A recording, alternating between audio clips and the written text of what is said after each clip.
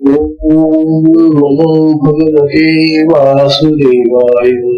ओम नमो भगवते वासुदेवाय।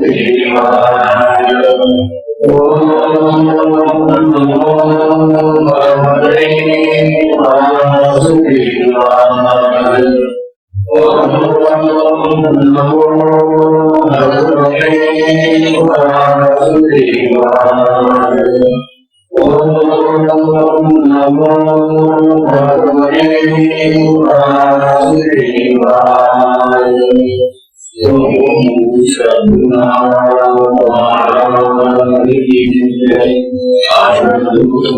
चिंतन श्री गुरुदेव पूज्य सद्गुरु संत ज्ञानेश्वर महाराज की जय। परम पूजनीय श्री सद्गुरु संत ज्ञानेश्वर महाराज साधकांचे मायबाप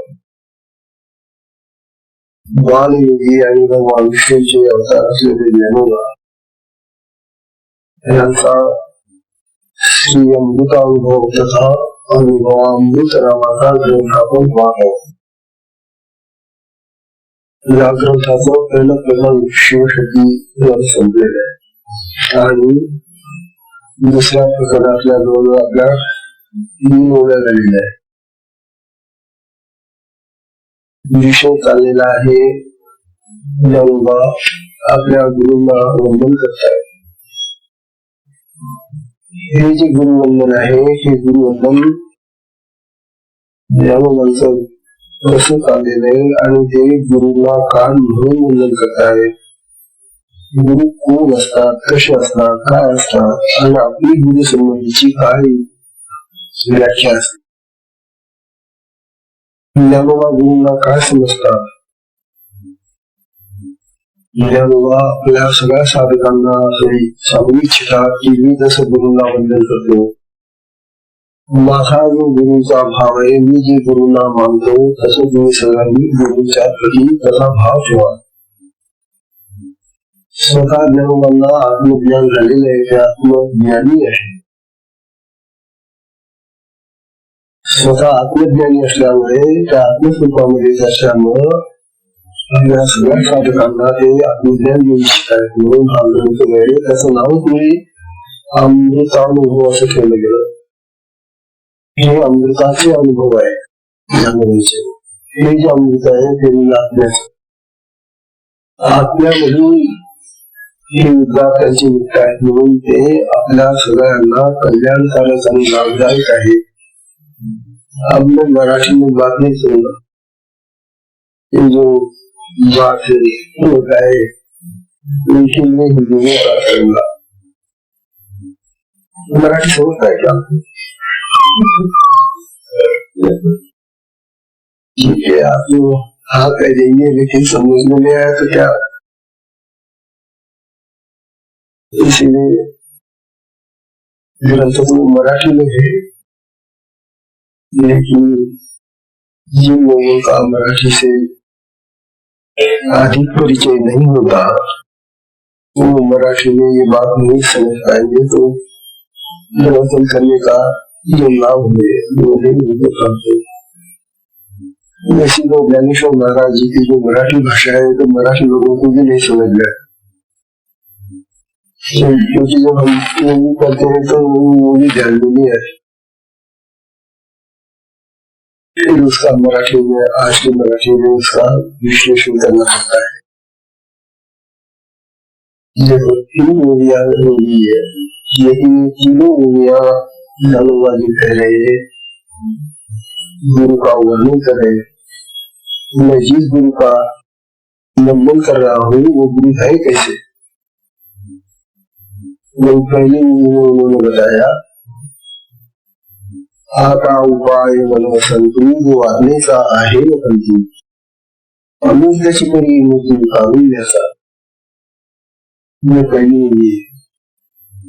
इस मूवी में ज्ञानेश्वर महाराज जी बताए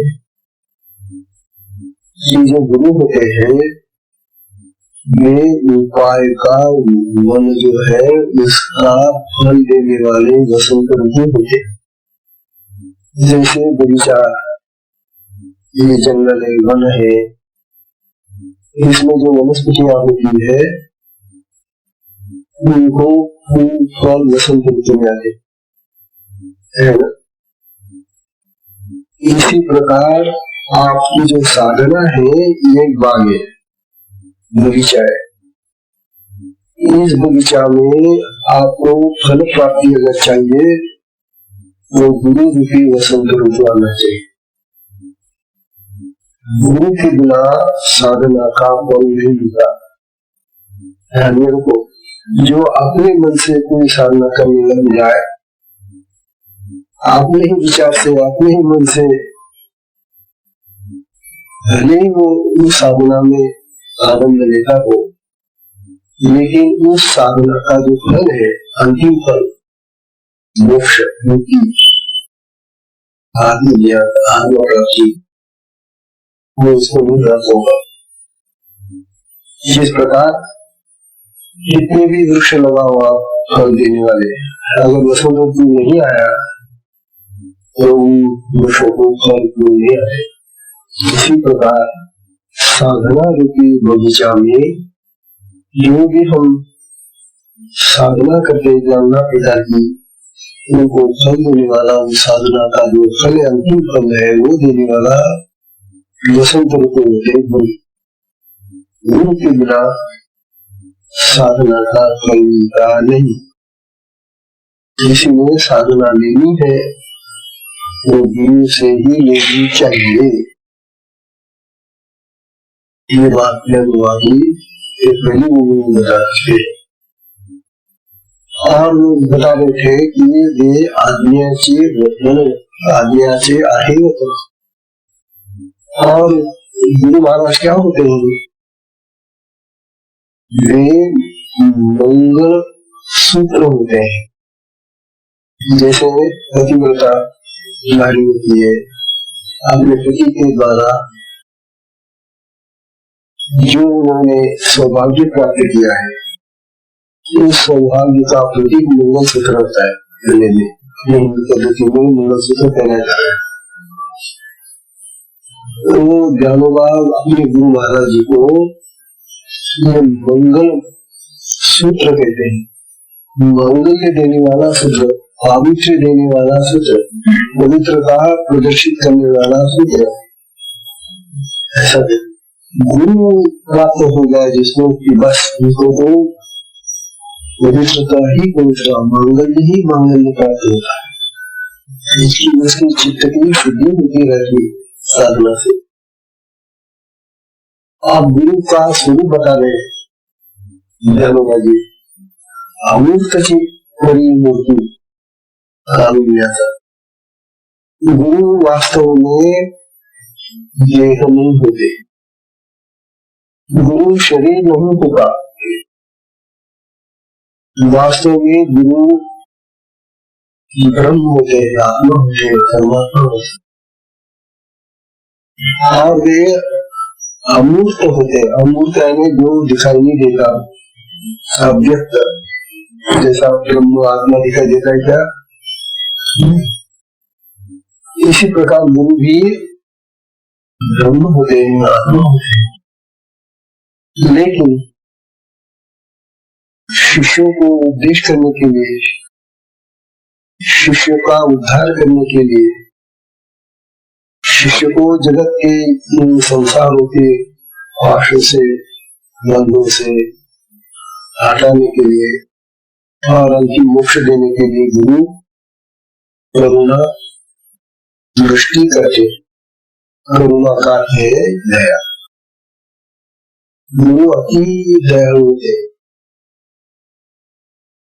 तो गुरु कारुण्य की मूर्ति होती है। ये अमूर्त होकर भी मूर्ति धारण करते, देह धारण करते। देह इसलिए धारण करना पड़ता है कि शिष्य देह में है। शिष्य अगर देह में है तो गुरु को भी देह धारण करके उससे बात करना चाहिए। अमूर्त से हम बात नहीं कर पाएंगे। जैसे तो हमारे हर एक के अंदर आत्मा है, क्या हम आत्मा से बात कर सकते हैं? वो अमूर्त है, वो दिखाई नहीं देता, समझ नहीं आता। इसीलिए गुरु क्या करते हैं, वो ब्रह्म स्थिति, वो आत्म स्थिति में से प्रकट होते हैं और देह धारण करके आते हैं। और फिर वो दयावान होने से शिष्य की उसकी अवस्था देखकर, उसकी स्थिति देखकर गुरु को बहुत दया है।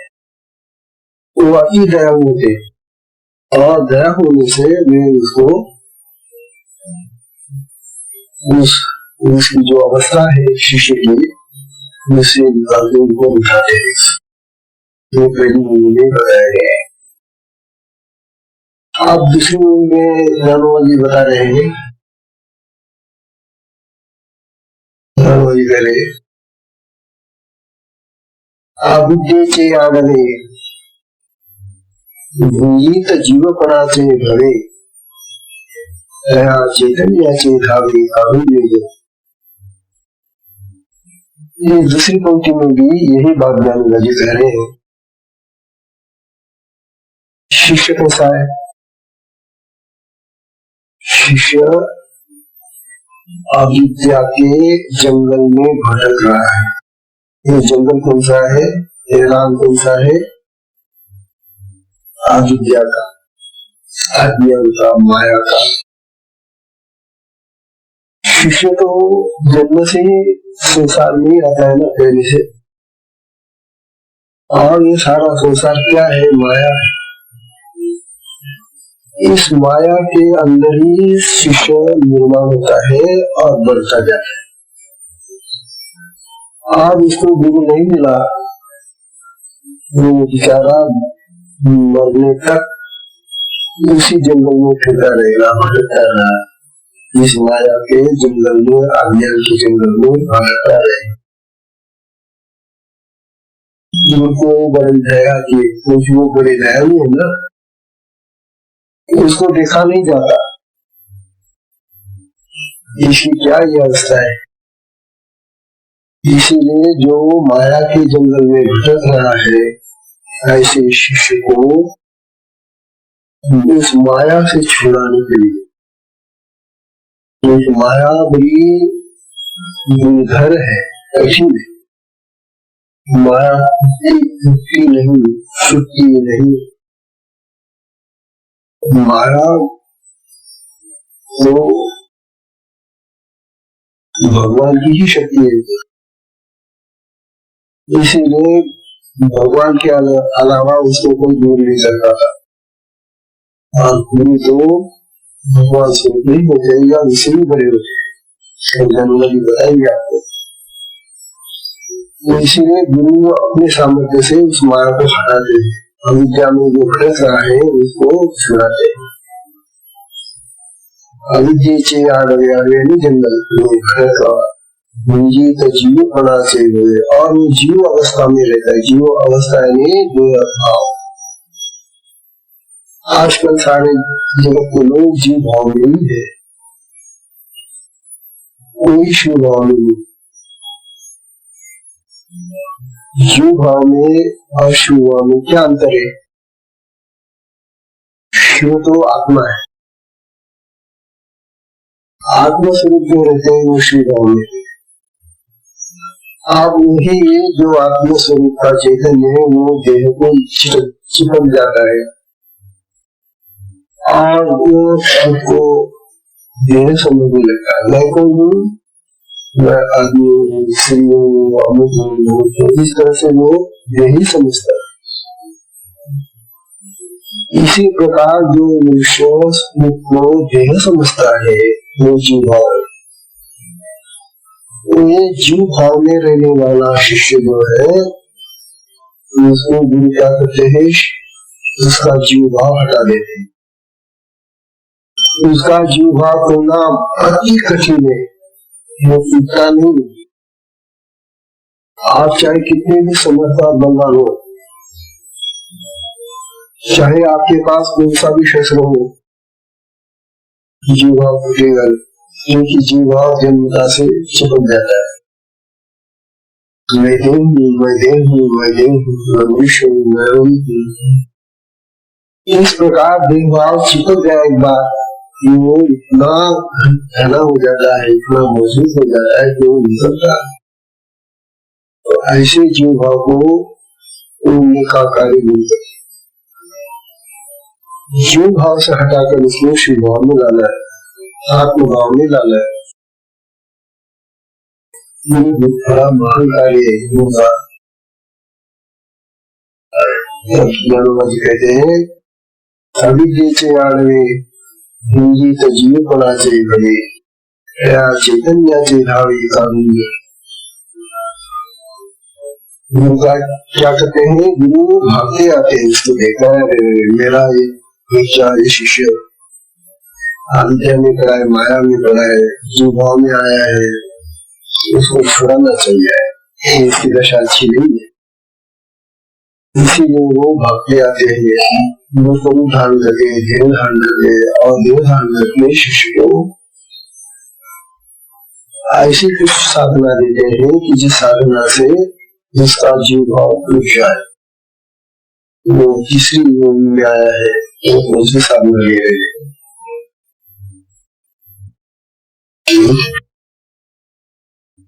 वगैरह तीसरी होगी मोरोनी माया कुंजन मुक्ति मोतियाता होगन जीव विकास सदगुरु निवृत्ति बनी। कह रहे ये माया रूपी हत्ती है, कुंजे रहने हत्ती है। जो माया रूपी भगवान है, माया एक बार किसी आदमी को पकड़ ली माया ने, तो माया की उस पकड़ से कोई छूट नहीं पाता, क्योंकि माया हत्ती के समान बलवान है। इसीलिए मनवाया हत्ती को उपमा से ले रहे। मोरोनी माया कुंजन, उस माया के हत्ती को मोड़ना यानी तोड़ना, समाप्त करना, माया को हटाना, माया को तोड़ना। और क्या करते हैं उसको? वो जो बच्चा है, वो जो शिष्य है, उसकी माया हटाते हैं। और माया हटाने के बाद उसको जो भोजन खिलाते हैं वो बड़ा अलौकिक भोजन है।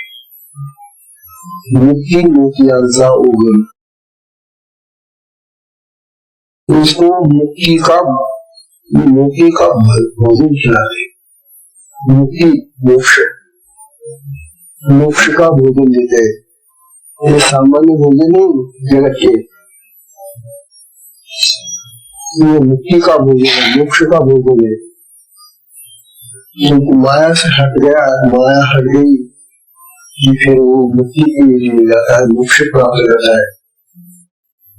मोक्ष ऐसी अवस्था है कि जिस अवस्था में जाने से उस शिष्य को फिर जन्म मृत्यु नहीं आता। जन्म मृत्यु की जो 84 लाख योनियों में घूमना है, ये घूमना नहीं उसको करता। वो माया से हटते ही ज्ञानी बन जाता है, आत्मज्ञानी बन जाता है और वो मुक्त हो जाता है। तो ये बात हम भी करते हैं, जीवता सदगुरु निवृत्ति बनी। तो मुक्ति मोतियों का भोजन खिलाकर शिष्य को अपने जैसा बना देता है, ब्रह्म भाव में उसको लाते हैं, आत्मस्वरूप उसको बना देते हैं। ऐसे जो मेरे सदगुरु है मुझे उसको मैं बंधन करता। अब निवृत्ति शब्द का अर्थ उसको बताने का रहेगा। निवृत्ति, प्रवृत्ति और निवृत्ति ऐसी दो वृत्तियां होती है हर एक आदमी में। आज हम प्रवृत्ति में हैं,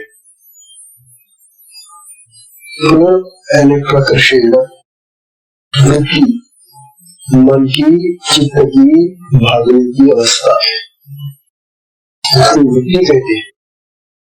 हमारा मन दौड़ता रहता है, हमारा चित्त भागता रहता है।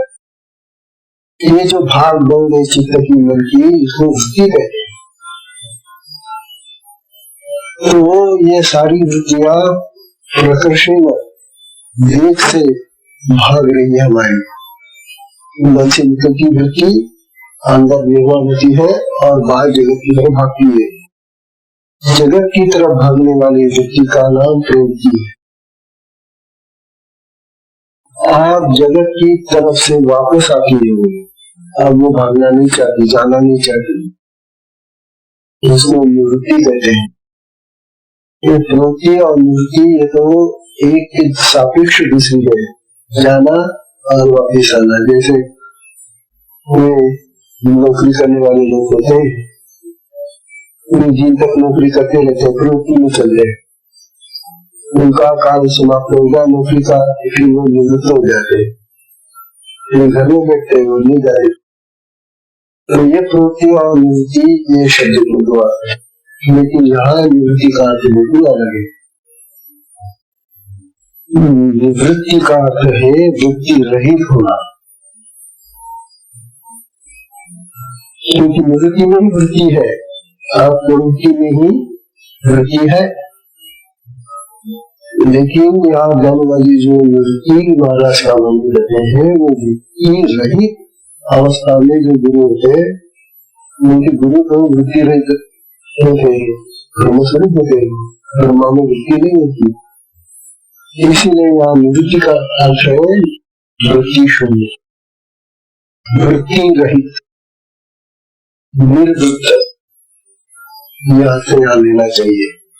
तो ऐसे गुरु को जो वर्णन करते हैं, ये प्रवृत्ति निवृत्ति के जो गुरु है उनको ध्यान में रखिए। निवृत्ति होगी आप कल की होगी। अब ये जी कह रहे कि अविद्या माया इससे तो छोड़ा दिया, हटा दी उसकी माया, लेकिन उसको कुछ देना तो चाहिए ना। तब क्या देते गुरु, ये बात चौथी उन्होंने बताते कह रहे हैं, गुरु का देना तो देखो क्या देते हैं। उन्होंने भी मुक्ति का भोजन तो खिला दिया। अब मुक्ति का भोजन खिलाने के बाद तो मुक्त हो जाना चाहिए, लेकिन साधक इतना फंसा रहता है, इतना गढ़ा रहता है संसार में, बंधन में इतना बांधा हुआ है, वो निकलना भी नहीं चाहता। तो दूसरी बात है, देखो वो मोक्ष दो प्रकार का है, एक संसार से मुक्त हो जाना, ये जिसको मोक्ष कहते हैं, और दूसरा मोक्ष है जीवन मृत्यु जन्म मरण से मुक्त हो जाना, ये अंतिम मोक्ष है। अंतिम मोक्ष लेने के लिए लोग तैयार नहीं होते। मान लो दो मोक्ष की कटोरियां है, और कोई कहता है मोक्ष लो, हम मोक्ष लेने के लिए आए हैं। एक एक कटोरी में संसार की मुक्ति है, दूसरी कटोरी में जीवन मरण की मोक्ष है। मुक्ति लो, बाबा ले लो, मुक्ति लो, वो देश में जाते वो बुलाते हैं, क्या है इसमें नई बात दिखी है, कौन सा पदार्थ लाया इसमें बिकने के लिए, उनको बुलाते हैं, ए भाई इधर आओ, क्या है तेरी खुशी, देखो यार मुक्ति है ना हमारे पास, ये एक मुक्ति है, ये एक मुक्ति है, कौन सी मुक्ति, यानी क्या, देखो ये मुक्ति लेंगे तो आपको संसार छोड़ना पड़ेगा, अरे भाई ये नहीं होना, आ जाते हैं, सोचा छोड़ना पड़ेगा। ये मेरे बाल बच्चे, मेरे पति, ये मेरा ये सारा खान पान वगैरह सा नहीं चाहिए। जाओ नहीं तुम। अब दूसरी मुक्ति तो देखो, वो क्या है, देखो आप जन्म मरण से छूट जाओगे। अरे भाई काकू मार तो मुझे, मरने के बाद किसने देखा है कि मैं मुक्त हो जाऊंगा? नहीं चाहिए भाई, हम जो है सुखी है, संसार में बहुत अच्छा है, मजा है, आनंद है हमारा। इस प्रकार की आदत हमको लग गई है संसार में। ये संसार अति दुखमय है, बहुत पीड़ा है संसार में, लेकिन मनुष्य इस पीड़ा को मानता नहीं। इस पीड़ा को इतना सुनता है, सहन करता है कि उसको ऐसा लगता है कि सुख है बस, और संसार में क्या सुख है। तो ये जिसे की पोखरी में से कौन निकलेगा? और गुरु तो ये देना चाहते, तो गुरु तो आए भागते भागते गुरु की शिष्य को मुक्ति।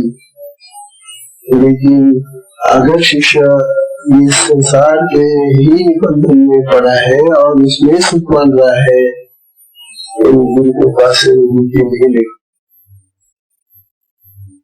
फिर कौन सा शिष्य लेता है भाई, जब इसकी मुक्ति का क्या करेंगे?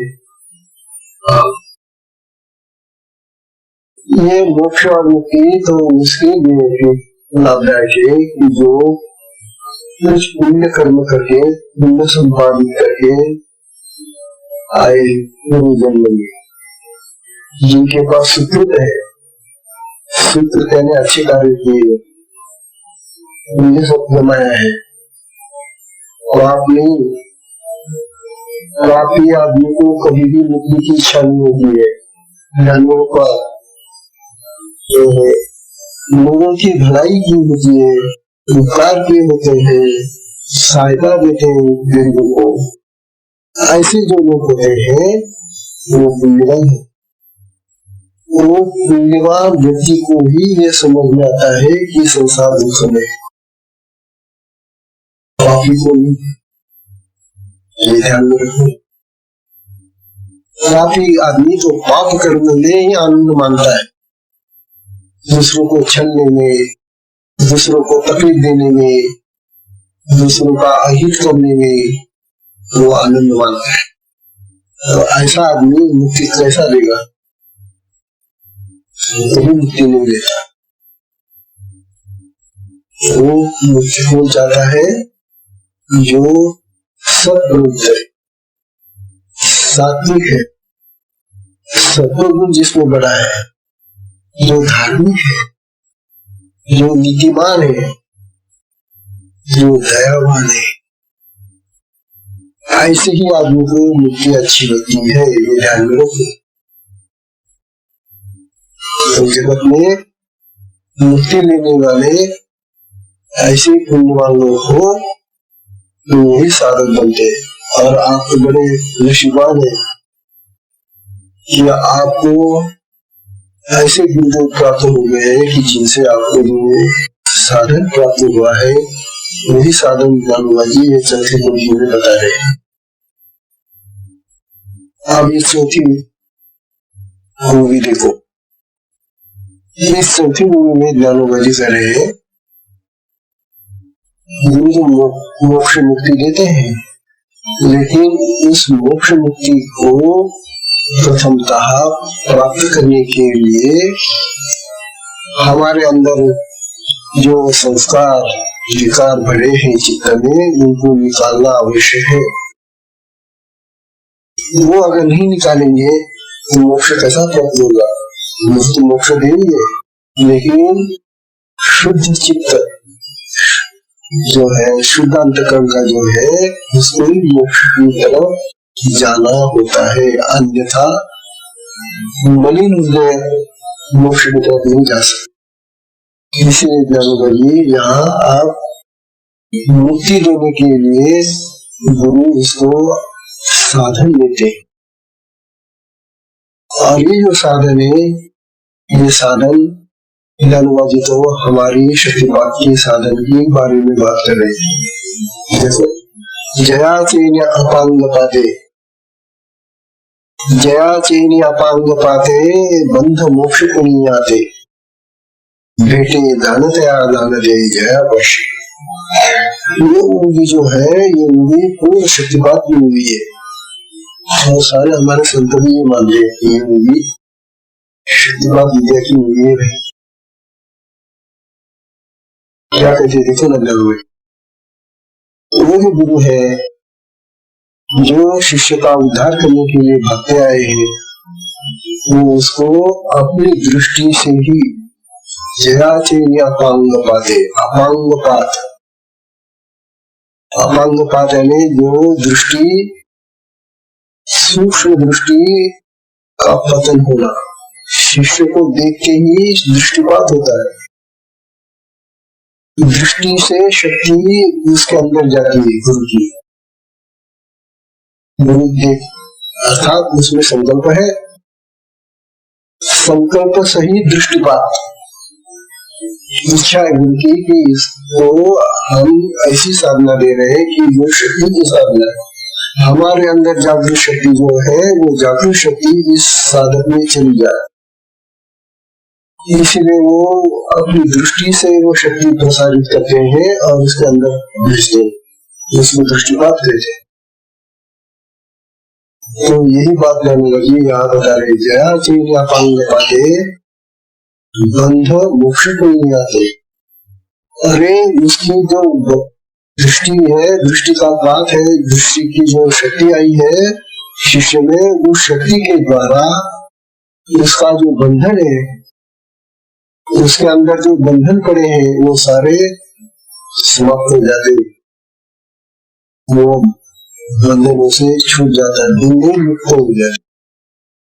बंधनों से छूटना, मुक्त होना, ये गुरु का महान कार्य है। और उन्होंने कैसा किया? ये दृष्टिपात, दृष्टिपात यानी दृष्टि के द्वारा शक्ति दी, देखा उसको, तो ये दृष्टि के माध्यम से शक्ति जाती है। ऐसी ये शक्तिपात की एक प्रक्रिया है। आप तो जानते हैं, आप सब लोग यहाँ जो इकट्ठे हुए हैं वो सारे शक्तिपात के ही साधक हैं।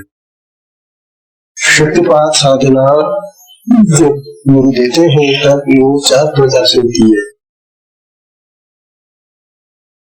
शक्तिपात साधना 4 प्रकार से दी जाती है।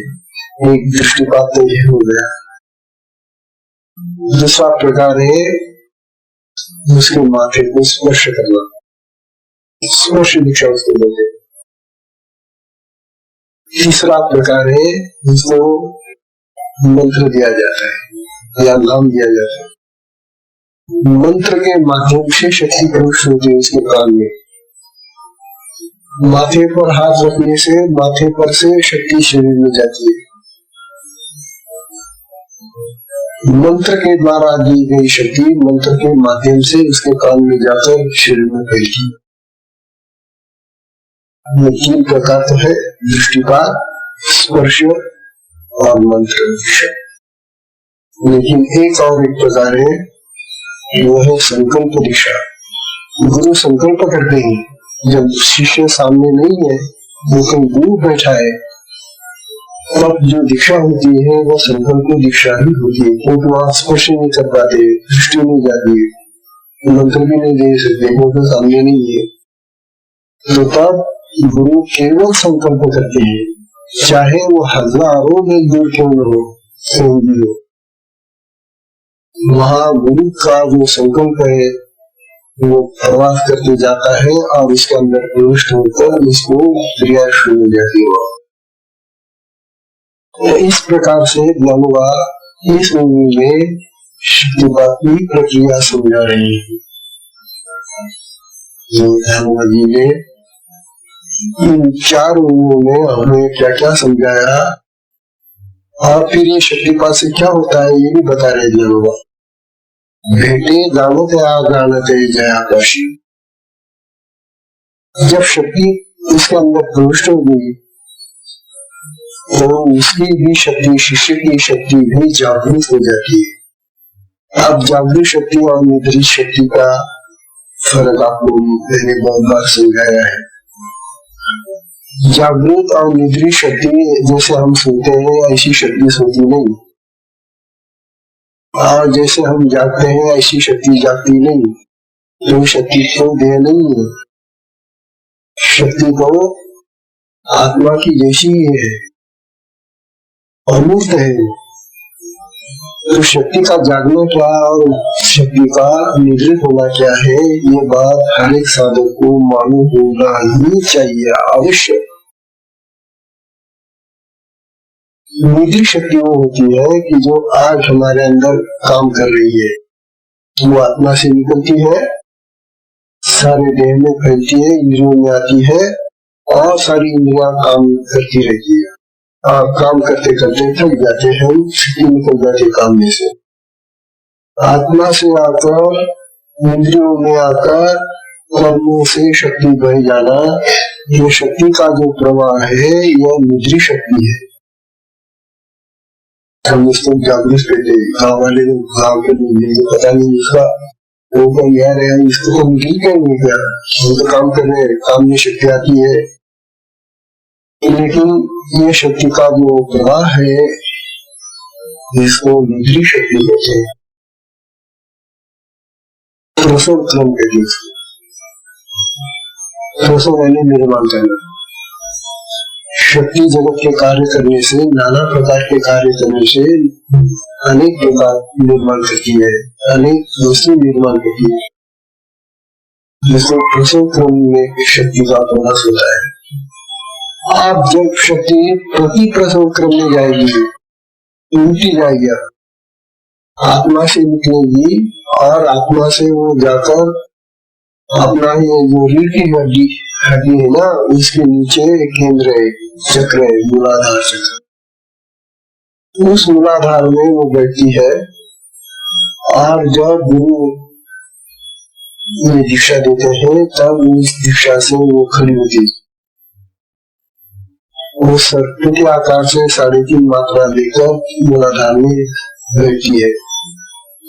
गुरु का मंत्र, गुरु का स्पर्श, गुरु की दृष्टि या गुरु का संकल्प आता ही वो झट से खड़ी हो जाती है। और वो हमारी जो 3 नाड़ियां हैं, ये रीढ़ हड्डी के पास ईड़ा, पिंगला और सुषुम्ना, सुषुम्ना मध्य नाड़ी है। उस सुषुम्ना का दरवाजा खुलती है और सुषुम्ना खोलते ही उसके अंदर शक्ति है और ऊपर चढ़ने लगती है, वो अधिष्ठान चक्र में जाकर बैठती है। ये जो शक्ति का विकास है, ये जो शक्ति का चढ़ना है, यह शक्ति का प्रति प्रसव क्रम है। शक्ति इस तरह से सभी चक्रों में जाते जाते संसार चक्र में बन जाती है और जब साधक को समाधि की अवस्था प्राप्त होती है। ये साधन है। साधन और साधना नहीं करेगा तो शक्ति ऊपर नहीं चढ़ेगी, ऊपर नहीं चढ़ेगी तो उसको जो साधना का फल है, पहला फल तो समाधि है। और समाधि शुचिता, पहले तो सभी चक्रों को साफ करिए, सभी केंद्र को साफ करिए, शरीर की सफाई करिए सब, और फिर समाधि लगती है। तो इस तरह से ये जागृत शक्ति है। मूलाधार से सहस्रार को प्रवास करने वाली शक्ति का नाम जागृत शक्ति है, प्रति प्रसव क्रम में जा रही है। ये बात जी ये चौथे बता रही। आप जी जो 5वीं मूवी है वो अति महत्वपूर्ण, मैंने आपको बताया, लेकिन मूवी नहीं बताई। लेकिन देखो मूवी तो देखो कैसी है। ज्ञानवादी कहते हैं ये 5वीं मूवी जो है वो बड़ी महत्वपूर्ण मूवी है। ज्ञानवादी कहते हैं आप सुनो भाई 5वीं मूवी है ये। कैवल्य कनकाचिया दाना, कैवल्य कनकाचिया दाना, जोन कड़सी थोरसाना। कैवल्य कनकाचिया दाना, जोन कड़सी थोरसाना। द्रष्टाचिया दर्शना, द्रष्ट्याचिया दर्शना पाढाऊजो, द्रष्ट्याचिया दर्शना पाढाऊजो। शब्द प्राचीन है, इसीलिए शब्द के अर्थ अगर मालूम हो गए तो निकुश होंगे, सरल होंगे। ज्ञानवादी कह रहे हैं अपने शिष्य को क्या देते हैं, ये साधना तो दी है, लेकिन ये साधना कैसी है, इस साधना का महत्व बता रहे, ध्यान में रखो भैया।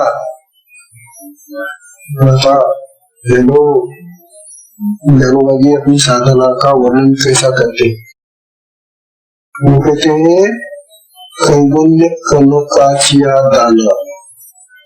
कैवल्य यानी मोक्ष, मोक्ष का दूसरा नाम है कैवल्य।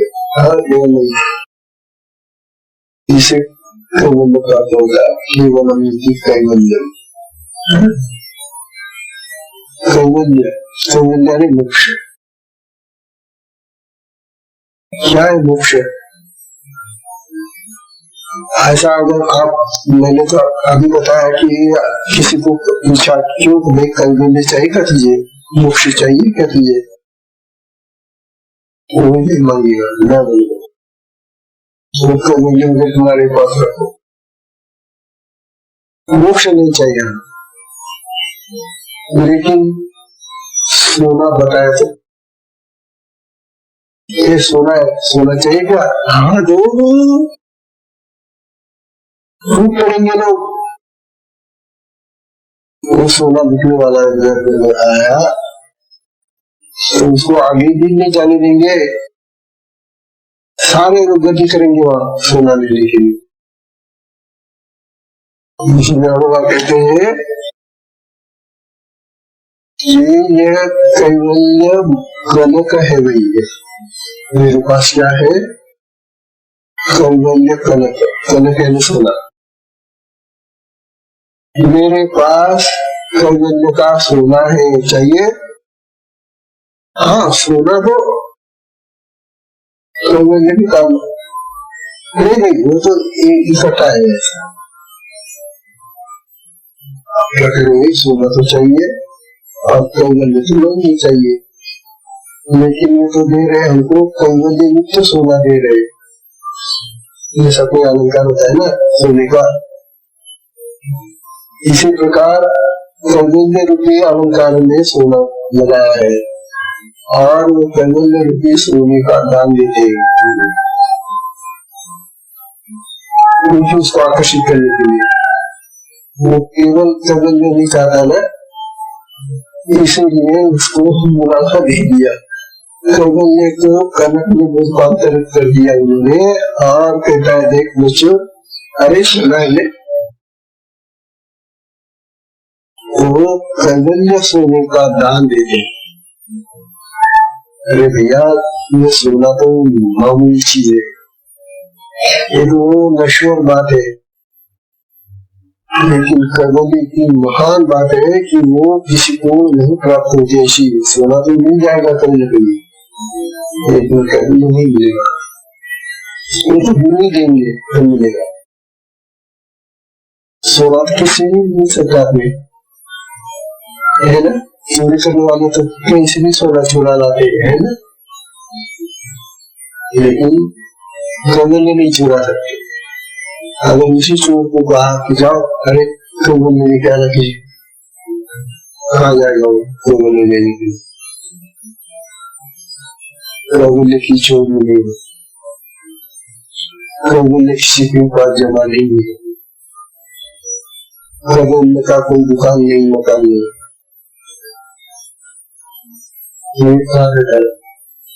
ये तो सब के पास। वो देने वाले सदगुरु होते केवल दास।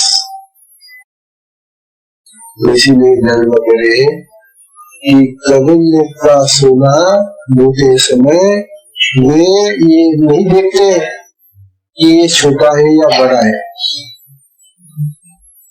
रविंद्र कंकासिया दाना दोन करसी थोरसाना, जो नो करसी नो करसी में जो नहीं देखता, थोर और सामने में बड़ा और छोटा, छोटा और बड़ा ये भेद नहीं देखेगी।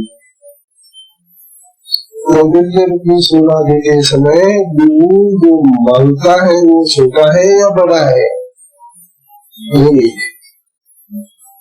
मांगने वाला चाहिए। जो मांगता नहीं उसको देकर क्या करेंगे, है ना? उसको देकर कोई लाभ नहीं। इसीलिए धन्यवाद कह रहे हैं ये अगर किसी को वो कंगन सोना चाहिए तो फिर गुरु को इतने दयालु होते हैं कि वो छोटा बच्चा है या बड़ा है या नहीं, सबको देते सोना। अपनी दिशा ऐसी है, छोटा बच्चा हो चाहे बड़ा आदमी हो, उसको इस साधना की तीव्रता, साधना की महत्व की इच्छा होना तब गुरु देते हैं। गुरु पहले तो उसको जांचते हैं, इसका तपास करते हैं, इसके अंतकरण में इसकी इच्छा है कि नहीं, उसको होना चाहिए कि नहीं।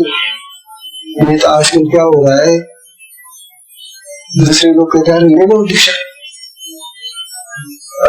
ले लो अच्छी दीक्षा है, मालूम तो नहीं है क्या है दीक्षा, क्या है क्या क्या कुछ नहीं मालूम, और दूसरे के कहने से दूसरे को तो देखता वो इस तरह से दीक्षा तो नहीं लेते, फिर वो साधना नहीं करते। ऐसी जो दीक्षा दी जाती है कि जो लेने वाले की बिना इच्छा दी जाती है, उसके अंदर से ऐसी तीव्रता नहीं है दीक्षा लेने की। ऐसे आदमी को अगर दीक्षा दी उसको लाभ तो होगा थोड़ा सा, लेकिन वो साधन नहीं करता, क्योंकि साधन का महत्व नहीं समझता। इसीलिए गुरु ये देखते पहले कि सचमुच इसको इच्छा है क्या, इसके अंदर ये तीव्रता है, ये प्राप्त करने की जिज्ञासा है क्या। अगर वो नहीं है तो दीक्षा व्यर्थ हो जाती है।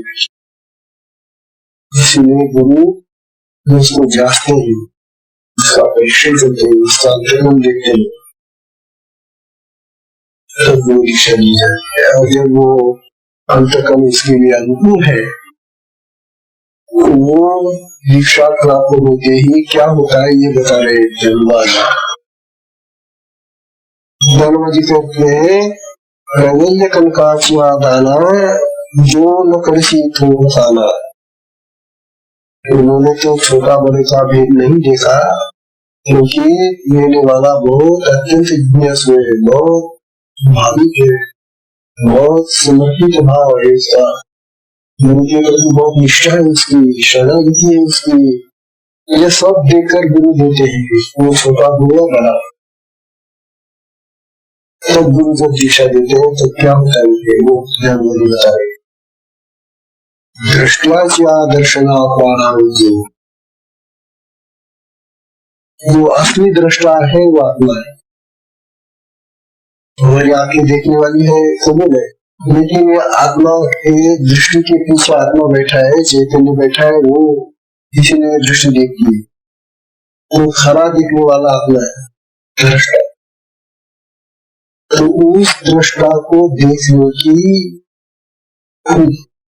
स्वतः अपने ही अपने अंदर जो दृष्टा बैठा है उसको देखने का मार्गदर्शन ये साधना है।